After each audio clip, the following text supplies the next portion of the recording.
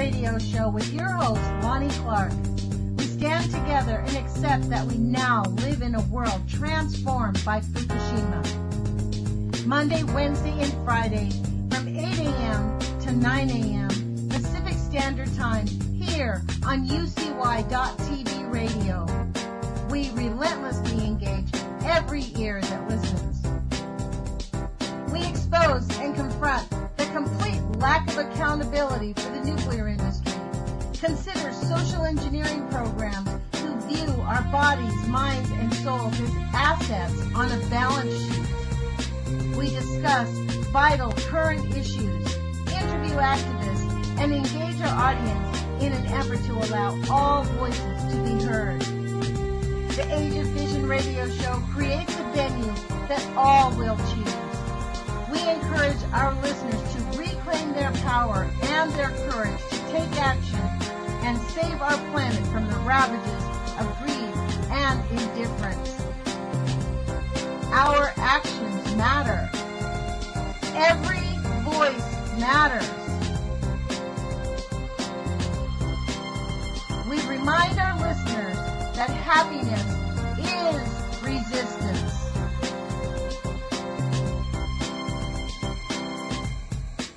Love is greater than fear.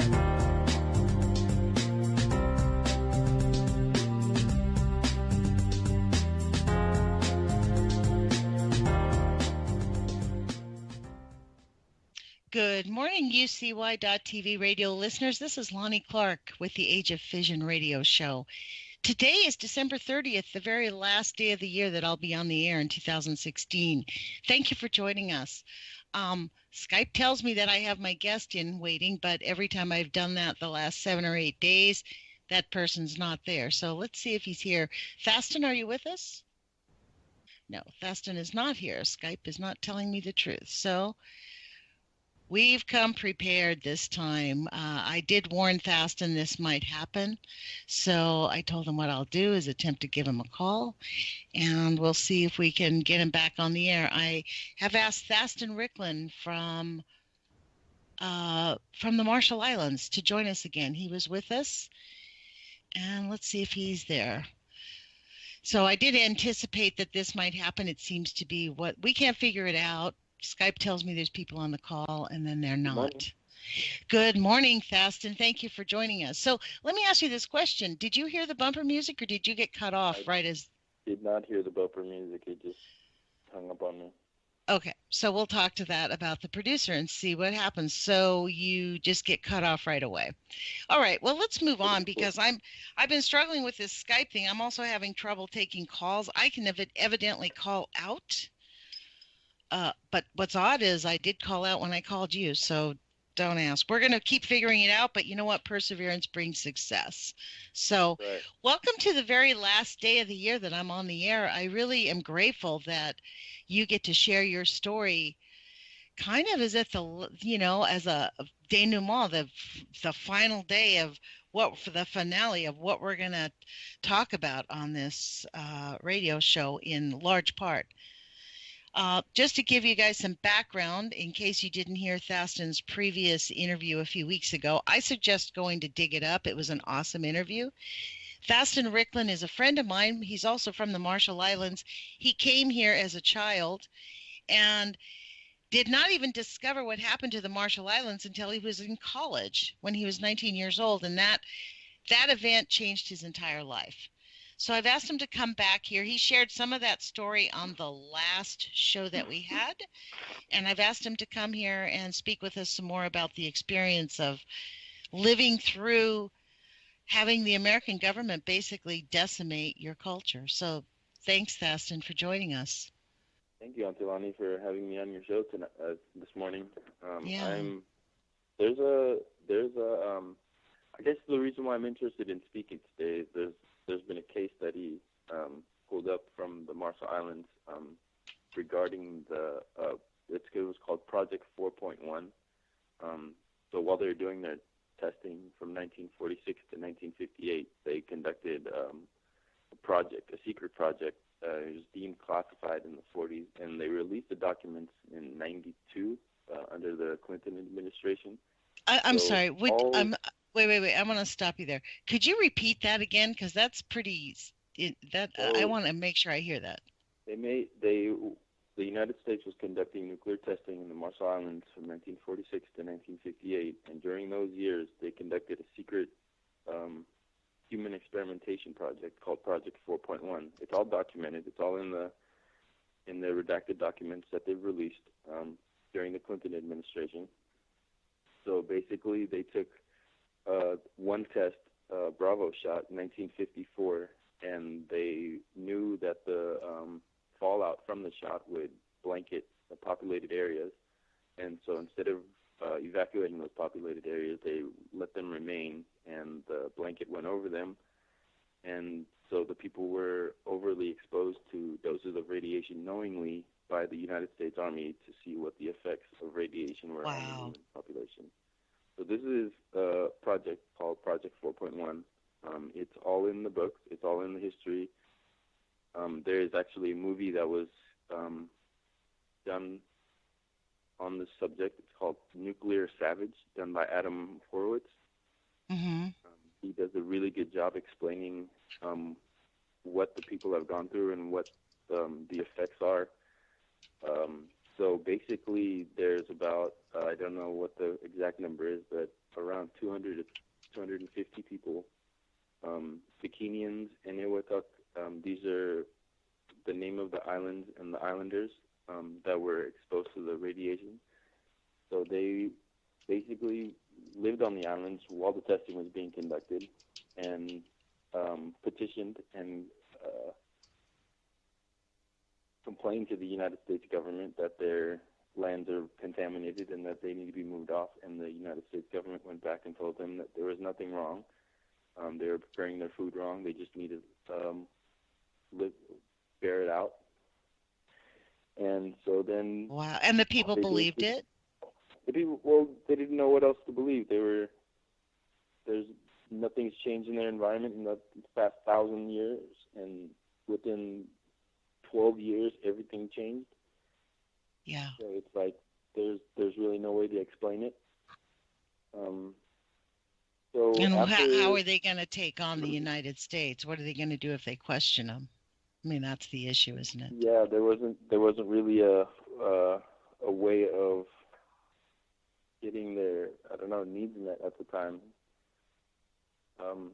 So I guess the people of the Marshall Islands still to this day are trying to seek compensation, just compensation for the 12 years of inhumane treatment from the United States towards the Marshallese people.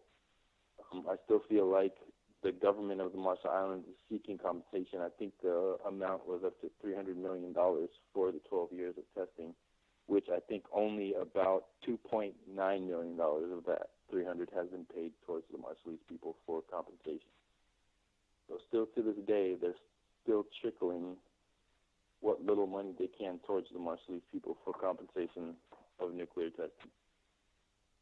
And on our last interview, I had said something about there had never been a baseline study test on the radiation or the contaminants still out there. Mm-hmm. I just found I had been doing some research, and I found out they had actually done 4. But that information from those 4 baselines, so basically the United States and 3 other international governments, one Germany, the other 2, one I think France and the other I think Japan, sent research vessels to go study and understand what the radiation levels are on the Marshall Islands. This was in the 70s and the 90s, and the last one was 2011. So they send research vessels to study what the baseline radiation is on the Marshall Islands, but none of that information is then sent to the Marshallese government. So they're basically just keeping the information for themselves. And this is information we need to understand. We need to know what's out there on our islands so our people can, start the cleanup process or something instead of just letting it sit there and linger. So I feel like there is a population of people still out on the islands that they do send a research vessel out to see where the dosage of radiation is from what they received almost 60 years ago in the 60s. Do you think that they'll even tell you, even if you had the right to see it? I don't think they'd tell you the truth. Even if they gave it to you, I think they'd redact everything. I feel like coming here to the United States, the medical industry, it's like I know.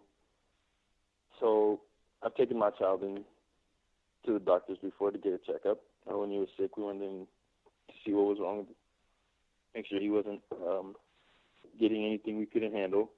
And it just seems like they put us under certain categories. It's like when we go in there and they find out where we're from, we're corralled in down a different corridor of the hospital. So it all seems. Even still with your child, do you think that your child is being looked at differently? Even still to this day, I still feel like because of where I come from, because of my history, and because of what the United States has done, it's still like we have a star at the top of our doctor paper. Because have you ever asked a doctor and asked them, are you being looked at differently, and is my child being looked at differently? I feel like the response would be a blanket, like a. Well, they might say no, but if it were me, I'd still force them to lie if they're going to lie. You know what I mean? Because they have to document that. Whatever you ask your doctor during your medical visit, they have to document it. What made me notice it was when I was taking my I go up to Seattle to go visit my mom once in a while, and taking her to the hospital to go get her prescriptions and to get her checkups. It's very routine. It just seems like what they were doing to the Marshallese back in the 40s and 50s, they're still doing to them today in the hospitals. It just seems very like I can watch these videos and I can watch all this history, the footage that they shot back in the 40s and 50s when they were actually conducting the experimentation. Yeah, I've seen some of that myself. And the experience I'm having right now, last week when I'm taking my mom to the hospital, it's the same, like, disregard. Yeah, it's the same, like, they have no understanding of what this woman's been through or what her history is. It's just a medical practice. It's like she's just another docket number. It's like guinea pig number. Well, welcome to the AMA, Thaston. I mean, honestly, there's a book called Death by Medicine. Over 1 million people in America get killed every year. It's not just over a decade. Our medical association, through gross negligence and disregard of human lives and procedures, allows. That's what chemotherapy is. It's the death of cells. It's killing the cancer cells, but not just the cancer cells, all cells. So that's what radiation does. It's not a healing, anything to heal from. It's degenerative. It kills cells massively, rapidly, and that's not what they're telling the people. I mean, it's no. Well, because they want to make money with it. It's like they're trying right now to find what can they do with the nuclear waste. I read this article. It was the most hilarious thing. They've discovered how to make diamonds, and they're saying that we can use this in all sorts of technologies. The only problem is it's still highly radioactive. Yeah. I mean, so really, are we just supposed when to are match we the going to radioactivity? admit?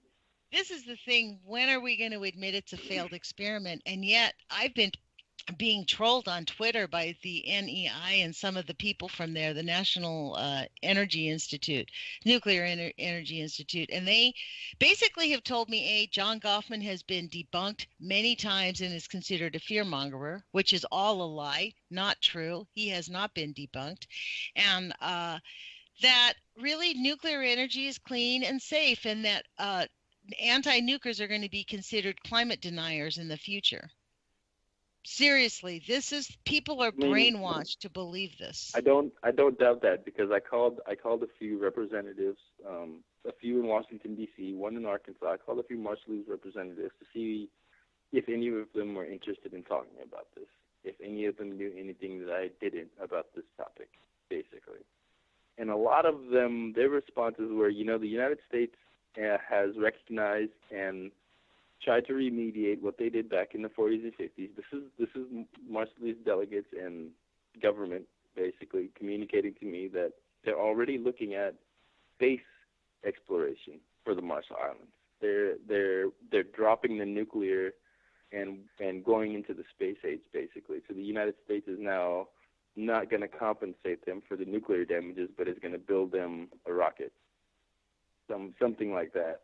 They're going to build a space station on the Marshall. Well, there's already a space. No. The thing is, there's already space stations. They've already created launch pads for private companies to come and use. So instead of selling those launch pads, they're just going to rent them out to the Marshall Islands. In the Marshall Islands, on Marshallese property. Isn't that insane? I mean, they're renting out the space stations that the Marshallese didn't really want. The United States wanted. It's all part of a joint task force. It's called Joint Task Force 7. It continues on the Bikini. It continues onto Bikini, and even though a lot of these islands are contaminated, they're just building launch sites on them. Well, how are they building launch sites there on contaminated land? Like people go in and wear protection to work on it? Yeah. They just send in, the Army Corps of Engineers just sends in whoever needs to be sent in to go fill and build. This is kind of the common theme, isn't it, Thaston? Well, I was looking up. We don't even know. It's like I wouldn't even have known about this had I not called those representatives. And I don't think they even wanted to share that information. It's just like boasting or bragging. It's like my question was, what are we doing about our past? And their response was, this is what we need to look towards in our future. And it didn't answer my question. It just kind of like went to the next subject. What are you talking about? It's old news. Bring it. This is what we need to be talking about. And yes, as people die. Without regard to human life. It's without regard to any life, human life or other life. I was looking online this morning about the USS Reagan, and I was reading the document actually, and the gross negligence and the things that's been created there, right? And this document really, it talks about a collapse of the nation's ability to function on these people. It brought the government to a standstill, but they were completely negligent. This is consistent with the nuclear industry, negligently dismissing the need for better protection. They completely ignore. All they care about is profit. It's a mental illness. Well, it says here, millions more will be spent by the U.S. government to cover up the contaminated by the blast. But still, there is still over $350 million to be awarded directly to the groups of Marshallese that will need to be compensated. So still to this day, 50 years later, there still hasn't been, I think the last check, if I remember, was $25,000 for a population of 37,000 people. So that's what, less than 75 cents a person. Well, Thaston, you understand why they have to do that. Because they have no intention. Look what they're doing with our own soldiers. This is why I bring up the USS Reagan. The same. Think of the soldiers that were on all of those ships when they bombed you, when they did all of that. All those guys, none of them made it out without severe problems, and none of them were compensated. Do you know what I mean? I saw you. In fact, you shared with me the CD Half-Life. And the journalists that went along, there was a journalist in this video and some of the soldiers. I mean, they were dumbfounded that our own government would treat them as badly as they did the people of the Marshall Islands. I mean, Yeah. frankly, that's the thing that I got out of that when I was listening to those people in that movie. They really thought because they were Americans, they would be treated differently. It's like our Yeah. poor soldiers on the USS Reagan. Okay, they're not going to tell the Japanese people they're having a nuclear meltdown, but the stunning part about the attitude of the soldiers that I've heard is they really would not have ever guessed our government would throw them in this highly contaminated environment and say nothing. And now they're fighting them to pay to help them with their medical care. Yeah.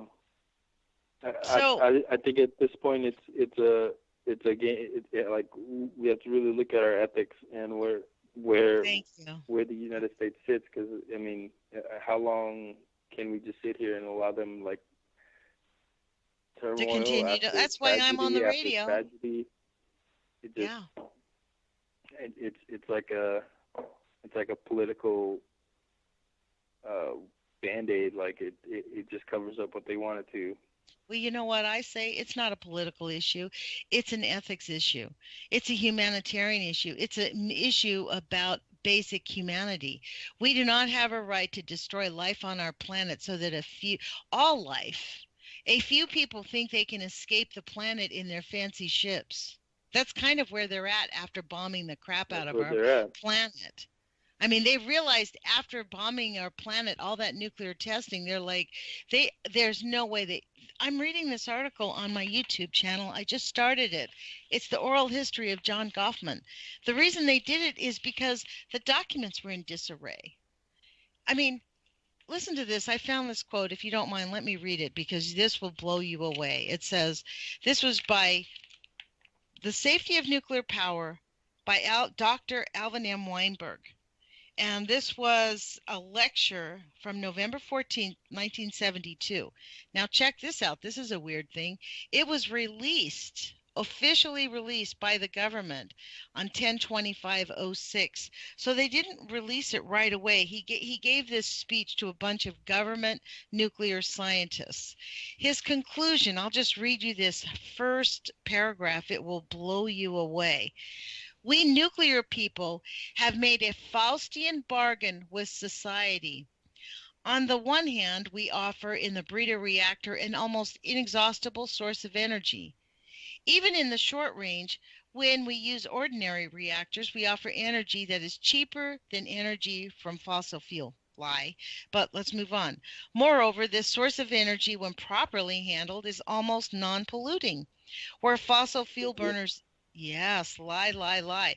Where fossil fuel burners must emit oxides of carbon and nitrogen and will probably always emit some sulfur dioxide, there is no intrinsic reason why nuclear systems must emit any pollutant except heat and traces of radioactivity.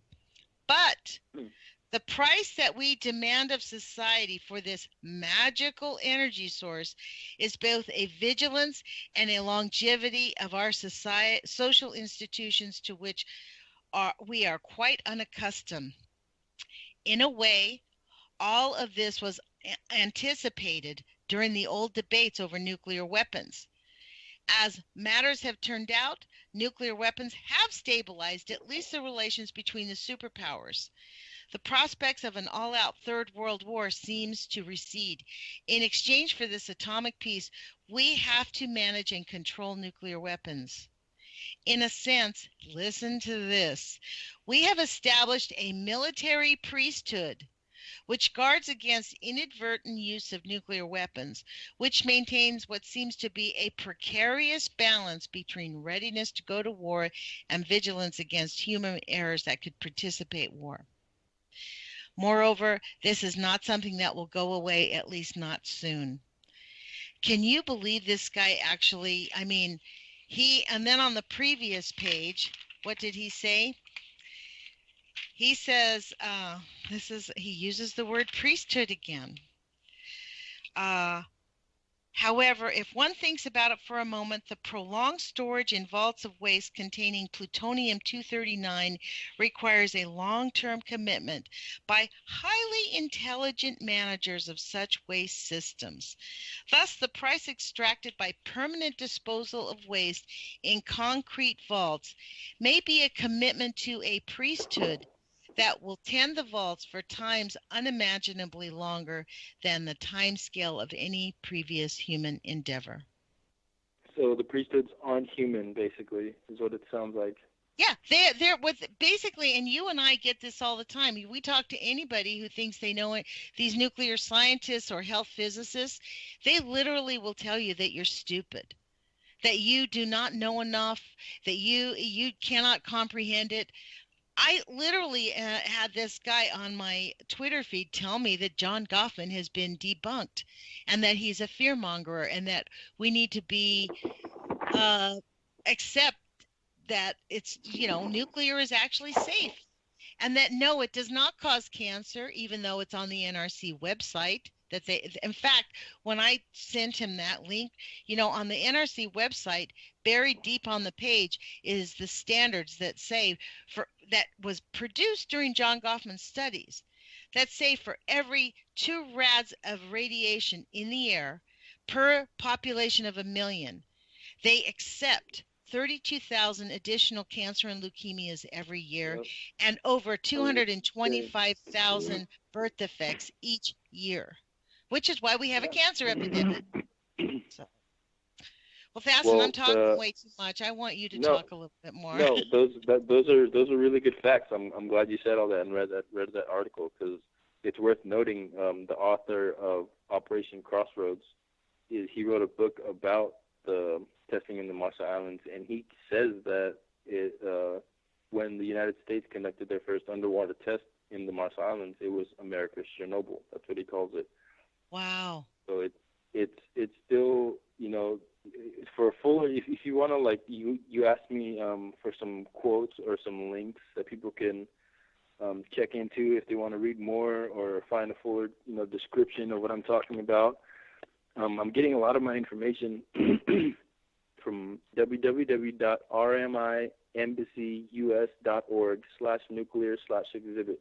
And it's basically year for year, date for date, what the United States did and how they conducted their testing on the Marshall Islands. So it's a really good, thorough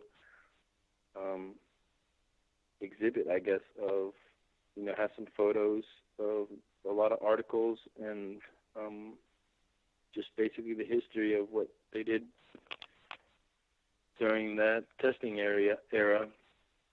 And there's a bunch of questions, that the people have asked, have we been adequately compensated for the testing? Is there further compensating need to be done? A lot of this, I really feel like it needs to just be let go at some point, because it's burdening us to keep waiting for this compensation that we know isn't going to show up. So we, as a people, need to figure out what we're doing. It's the more we wait on this information, the worse our health gets. I feel like it's just a lost cause at this point to continue to demand from the U.S. government what we've been, nicely asking for the past 60 years. Now at this point, we're demanding it. Our population's shrinking. Our lands are lost. We're contaminated as a population. What do we do about it? And what we're being told is search, ponder, and pray. You're preparing your food wrong. The medical industry has you covered. We'll take care of it. And to this day, there hasn't been anything done. So from my understanding, a lot of what we need to understand about our physical self is still classified, and it's going to be a long time before they declassify it because of the information that they have received from their experimentations, what they conducted out on the. It's funny walking around society. I see so much Marshallese influence. There's so much that, doing all this research, it's like you notice the word bikini in a shop. I'm walking down the street and I notice the word bikini on a shop window. And does the person of that shop know where that name comes from? Do they know the history of that name? And it makes me want to go in there and communicate, like, this is a part of history. This is the part that we need to know. This is where this word comes from. In the 40s, there was a designer that thought that because they were doing the testing in the islands, that his fashion would blow it away. It would just be out of the water. So that's how the term bikini became a fashion. You know what it really So speaks to at the core of it? You know what that speaks to at the core of that statement, though, Thaston, is the disassociation with the pain and anguish that weapons cause on the population. It's like right now we commonly say DU is being used commonly. I mean, the United States changed its Army manual to say that DU weapons, even though the rest of the world doesn't accept it, we think it's perfectly acceptable now. We use them and sell them commonly all over the Middle East. There was an article that they were going to use depleted uranium to start making kitchenware. Yes, I know. That's got stopped, and so to though. the American public. They keep trying to put that through. You know, they are continuing. That's another one of the things that they're attempting to do is have it so that we can put it in our common wear. I mean, honestly, they are attempting to do it. That's not something that they have given up on. What was another? I think they were. So they basically take plastic, the plastic wrap around your food. Most food is plastic wrapped. Meat is plastic wrapped. A lot of the food in the grocery store is plastic wrapped. They want to take that plastic wrap and make it dissolvable. I don't know if it's using depleted uranium, but I know that it's some type of chemical process that the plastic dissolves onto your food, and now the plastic's edible. What? So that's at like a microbiological level. They're experimenting plastic pieces to be able to like dissolve it. So basically, it came from a dish detergent. I don't know if it was Tide. I don't know which company it was, but they basically make these little balls, and you put them in your dishwasher, and the outside of the ball dissolves, and now there's soap in your dishwasher. So they're taking that idea and putting it onto food, which I think is idiocy. So I don't know what the American people are going to be experiencing in the next 3 to 5 years, but that's what is up and coming in the Science Journal. Well, that's kind of scary. I mean, it just the reason why I bring that up, it's like we're all being exposed little by little. Where there's just little things that they're giving to us, and then at the end of it, we're half machine, half plastic, a third radiated, and it's normal. Well, we're not. This is the issue. Really, they can't really. Humans are humans, and they can attempt to biomedically change us, but then we won't be human, right? And for these Mengelas who think that it's perfectly okay to decimate the earth, like I had this argument with an ex-boss of mine, that it's an Ayn Randian philosophy. She wrote this as a fantasy in her book, her science, it was a novel. It was not intended to be a picture of society. It was kind of like written in the vein of 1984, like, the worst that could possibly happen, only the frickin' Republicans have decided to use it as a operating manual. Just like 1984, our governments implemented 1984 and Brave New World. And that's not a party issue. But for sure, the Republicans have embraced the Ayn Randian idea, even though she was an atheist who was on Social Security. And her whole idea is that as humans, we have complete authority to destroy everything. There is no need to respect anything. If we can destroy it and use it for our benefit, our gain, our profit, we have a perfect right to do it. That is a complete destruction of ethics and humanity, because ethics means doing the right thing. Tom Ackerman and I talk about this, and I hope that he's on. He's going to be giving an art show. He's in Canada, and he's going to be doing his art show on, actually, Fukushima. I think the title of it is The Pacific. I don't really know the title. I guess I could look it up. But he's going to be on, and I hope he comes on and talks about this, because honestly, this is what happened with the whole Marshall Islands, blowing it all up, and nobody cares. It's called the Age of Fission paintings, Fission. the name of my show came from Thomas Ackerman. He coined that phrase when we were talking. So when I got the idea of this radio show, I asked him if I could use the name. He's like, yeah, please do. So Thomas Ackerman is having the Age of Fission paintings at the R.W. Lawton Gallery behind the theater box in Samia, in Canada, where he lives. No, it's Canada. In Canada. 168 Christine Street, Sarnia, Sarnia. And I think that he lives in Ontario. I believe that's where he lives. So Sarnia, Ontario. But so now, what is the status of the emotions of the people from the Marshall Islands? Like your family, do they feel like that basically this is all that they can do? Or, I mean, how do they all feel about the current status?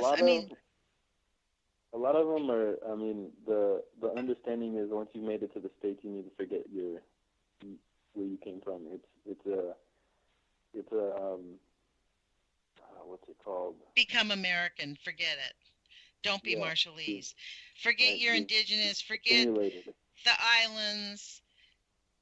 Well, not so much like the indigenous perspective, but like more of the your history starts here. Once you reach the States, that's where your history starts.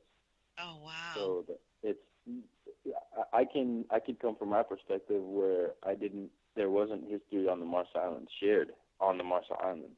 I had to come here to the States and learn Marshallese history, not from a Marshall Islander either. So when you were a child, did you know anybody that had like birth defects or deformities or anything like that, or people who died of cancer a lot? Yeah, I had three of my uncles had diabetes. Their legs had to be amputated. One of my grandfathers passed away from thyroid cancer.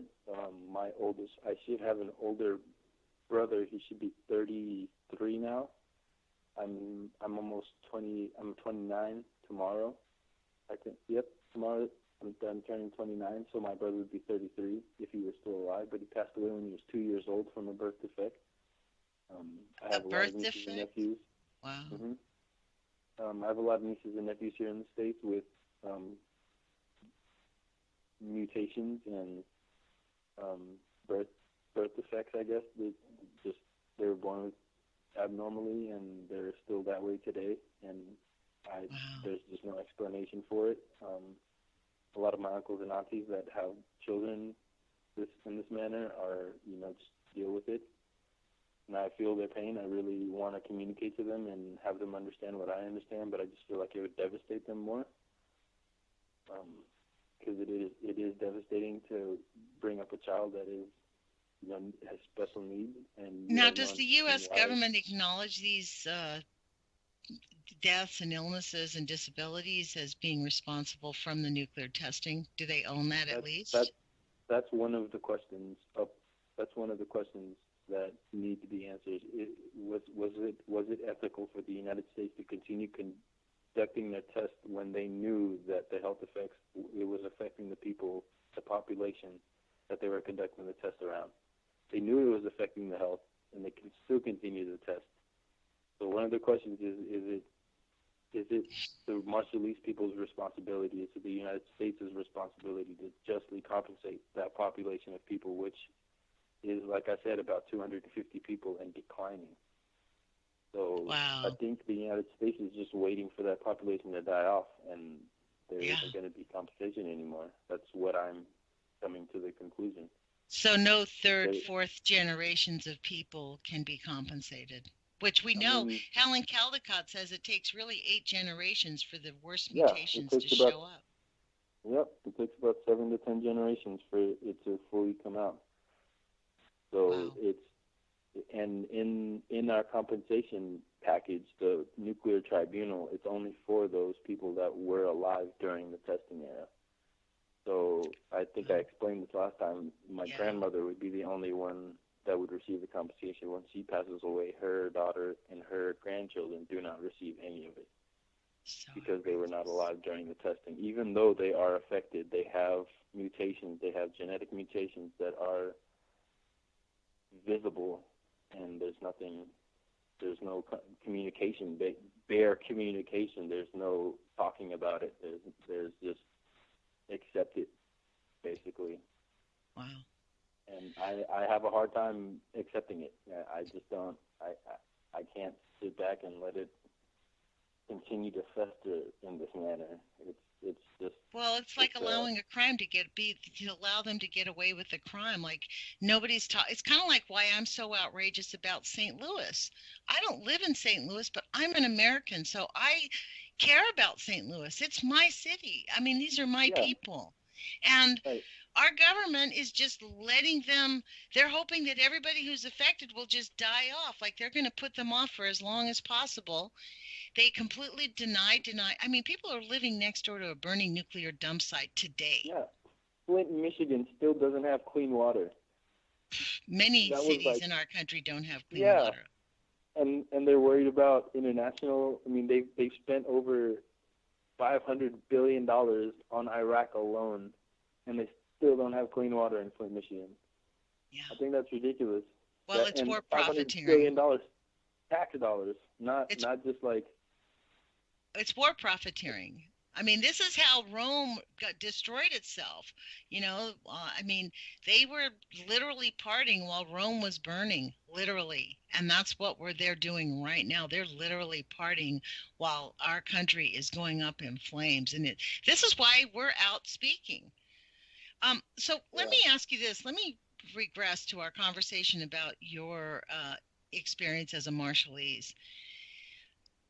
Explain to the people how you got your birthday on January 1st, because you mentioned tomorrow's your birthday. Yeah. It's January 1st. Well, isn't your birthday January 1st? Yes, it is. Tomorrow's the 31st. That was my, yep. So 2 days. That was my assigned birthday. Yeah, so explain how you got assigned. Go ahead. I was born on an island with no hospital, no birth records.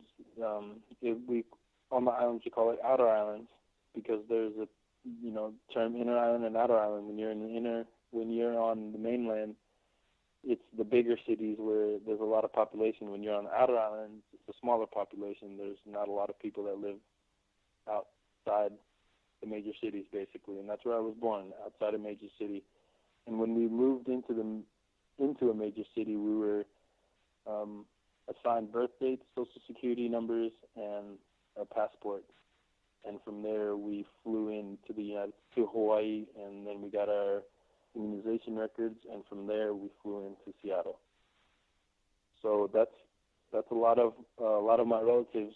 Their English names, their birth dates, their social security numbers are all assigned dates from the United States Embassy. In order for us to enter the United States, we needed those documents assigned to us. Well, how many people got the birth date of January 1st? I'm not sure, but I know it's not just in the Pacific that they do it. A lot of Middle Eastern countries, when they get immigrated into the States, it's the same process. They get assigned birth dates, social security numbers, and English names. So it's a process of acclimating the people to the States. It's a way of getting them more state-oriented, I guess. Well, I think it is a way of orienting them, like giving you a birth date. Explain to our listeners, like, so you guys you're indigenous people, you're out on the islands. Do you have any idea when you were born? How do people acknowledge birth dates? Do you acknowledge birth dates? The Western calendar was introduced in the 40s. So before then, we were tracking our dates by the tide and by the season. So we would if I was born during a fruit harvesting season, it would be in the springtime. If I was born during a ceremony, that's during November. So there's different rituals that happen during different times of the year, and that's where you would be recognized, I guess. It's like passing called rite of passage. Mm-hmm. So when a what are they called? When something happens in the village, that's usually how you track somebody's birth date, is around that time. So it's like you remember this happened, this is the ritual that happened, and this is right around the time that this person was born. So there's no real date. It's more like around a season. A season or an event. Huh. So like the king went fishing and he came back with a bunch of fish. That's a good fishing day. Like it reminds me of the Native Americans, the way their names are Running Bull and Sitting Horse, and they name people by actions around them. Right. Right. So that's kind of how the islanders. It was. My grandmother would share, when she would share her stories of all her children, there was like a shell or a specific story or a specific food that was shared, and that's the story that goes with the birth of one of her children. Does that make sense? Am I so okay. Let me just to give our listeners a view of the Marshallese culture. This was an interesting thing that I found fascinating that stuck in my head when we were talking about this, is that the women are the decision makers, right? Yes, yes. So could you give us an outline of how the culture functioned? I mean, we have about probably 15 minutes left. Okay. Can you do that quickly? In the islands, before the 40s, the Marshallese culture was matriarch. So everything was passed down to the grandmother, to her granddaughter. And the grandmother held the land rights. She was the landowner. Women were landowners. No man could own any land in the Marshall Islands pre-1940. So basically, all the rights, all of the decision-making was placed on the mother or the grandmother of the chief, of the king of that specific island. So there are about 1,200 islands in the Marshall Islands. Each one has about a handful of tribes, and each of those tribes has a designated chieftain or chiefess, a grandmother that's put in place, and she can send the clan to war, or she can stop the clan from going to war, all on her word. And it's a sign of respect. It's a way of showing that she still has power on her land. And then post 1940, everything. So all of the tribes were relocated in order for the testing to be conducted. A lot of the tribes were moved around, and that's what created our major cities, Medjero and Ibai, was the moving around of the population of tribes in the Marshall Islands. So they all kind of clumped together into two locations, and that's what created the loss of matrilineal society, and they turned into a patriarchal society where everything was ran by men, and everything is now under the government, which is majority men. Last year, the Marshall Islands elected a woman president. So I think there's going to be a lot of female influence now in the Marshall Islands, where there was a predominant male takeover, I guess, is what I would call it.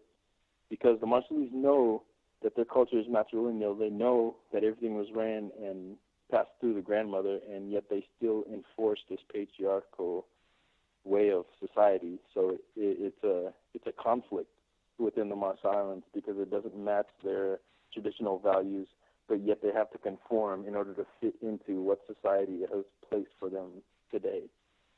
So it's everything that was passed through the grandmother has stopped, has literally come to a halt. I know my grandmother from my mother's side is supposed to pass down what she calls her alele bag, A-L-E-L-E. It's a woven pandanus purse, and it holds all of these stories that I had just talked about, where she all of her children, they have specific trinkets or whatever it is that she held on to, and then she put in this bag, and now she is going to share what she held on to her granddaughter, which then her granddaughter holds on to this bag and puts in her little trinkets and then passes down to her granddaughter when the time comes. That process has stopped, has all come to a halt. So where we were passing down our traditional stories and legends and stories, now we're just passing down redacted documents is what I'm getting.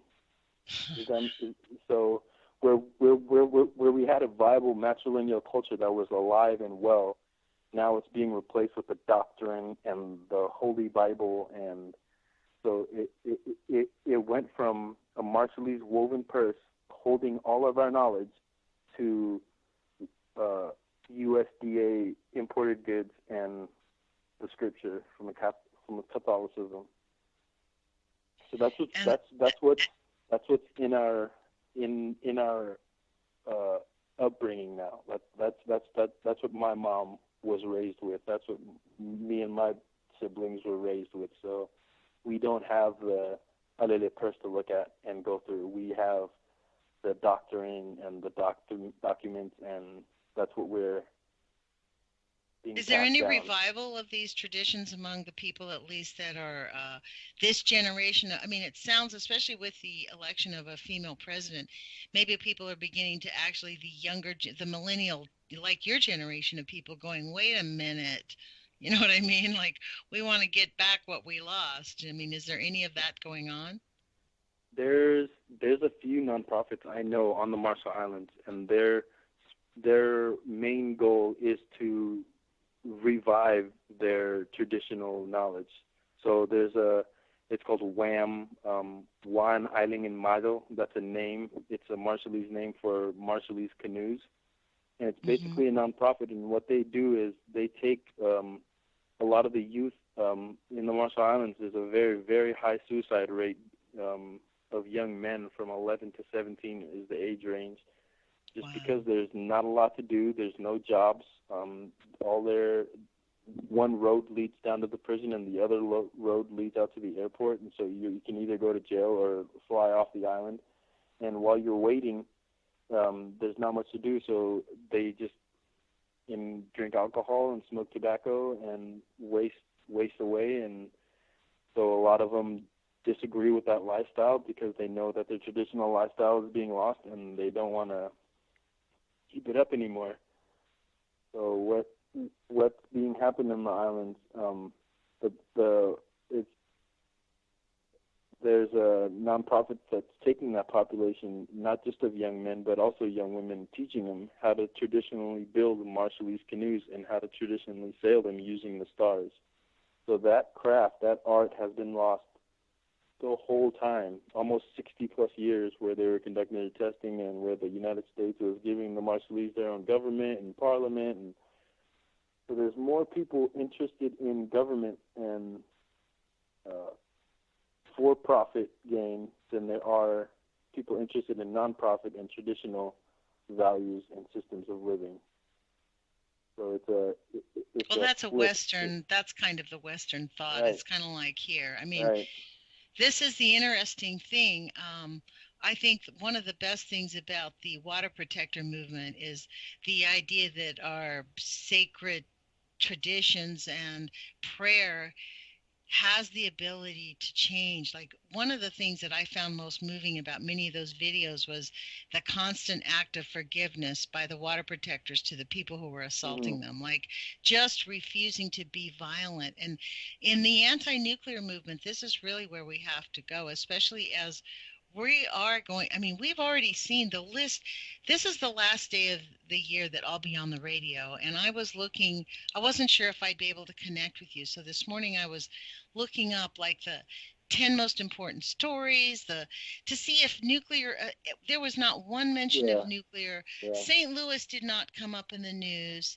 None of it came. I mean, climate change did, but the complete denial about the harm that nuclear causes is unconscionable in this country. When we hear about the cancer epidemics, we never hear that these people were exposed to nuclear contamination in their own communities. This is why they're getting poisoned. Mm-hmm. I mean, it is beyond comprehension. So, I'm actually going to, on 3/11 is a Saturday this year. And I mean, that I'll be talking to you about this, but, right here in Eugene, it's almost considered an offense to like go to the Japanese annual thing in December on Hiroshima and talk Mm-hmm. about Fukushima. It's an I offense. I can't. I used to participate in that almost every year, and it's getting to the point where I'm not allowed to talk about the Marshall Islands anymore Right. in a It's offensive. Nagasaki, in a Nagasaki Hiroshima event, when it just seems like we should be inclusive of all tragedies that happen in that respect, but it's only for the specific population, this specific group of people that we're going to sit here and talk about. Well, which it's I the think neglects a lot of. self-censorship. I don't know what it is. I am coming to this point where we all need to unify as one group and Yep, I'm with you. solidify our information so we all know what we're talking about, because I can share my information and you can share your information, but I still feel like there's that gray matter in between where we can argue. And I don't want to argue. I want us to be on the same page. I want all of us to be on the same page. So when we're all sharing this information, it's all the same. Well, Otherwise, do you think that a lot of it has to do with this whole push by the nuclear industry to say that nuclear does not cause harm? So, like this guy saying John Goffman's work has been debunked. The reason they don't want us to talk about it at the Hiroshima thing is they don't want to talk about the contamination and the poison and the harm, because they're refusing to acknowledge that Hiroshima victims' families are still affected to this day. yes, they are. And in fact, it's increasing. And so the compounding of the issue through Fukushima is just, then they have an obligation to talk about the harm that, this is partly why St. Louis is in such an amazing place, because they're pushing to get the government to acknowledge that they have been damaged by a burning uranium dump site, by the uranium that was illegally dumped there. Again, it's the standard practice. The government is resisting it. I mean, Well, I it's feel like unconscionable. they've already been through this battle at Hanford. I mean, there's already been downwinders that have tried to sue the Department of Energy for the loss of the land and I remember when I went to Hanford, there were some YouTube videos that we had watched on mothers that had lost countless numbers of stillbirth children, and they're still in Hanford, downwinders, waiting for responses from the Department of Energy on why they were subjected to what they called plume clouds. Like they just opened basically the cell doors and just let them air out, and whatever went into the air lingered and went downwind and affected a population of people in Washington State. And those people are still waiting. I mean, I spoke to one of them. She was here in Eugene not too long ago, but still her information wasn't allowed to be read on, Nagasaki Fukushima Day. I mean, Nagasaki Hiroshima, that event. So, she had a good 4 pages of experience that she wanted to read, and it was good. Like I got a copy of what she wrote down, and it was good information, but it wasn't what. So speaking of the wasn't information, Thaston, guess what? I just looked at the clock. We've got 20 seconds left on the show. You've been listening to Thaston Riklon, Marshallese Activist. Thank you for joining me with the Age of Fission radio show. We'll see you in 2017. Kevin Blanche is going to be my guest host on Monday. Time for us all to unite. As he says, unite the clans. Take care, you guys. Thank you. Thank you, Thaston. Talk to you soon.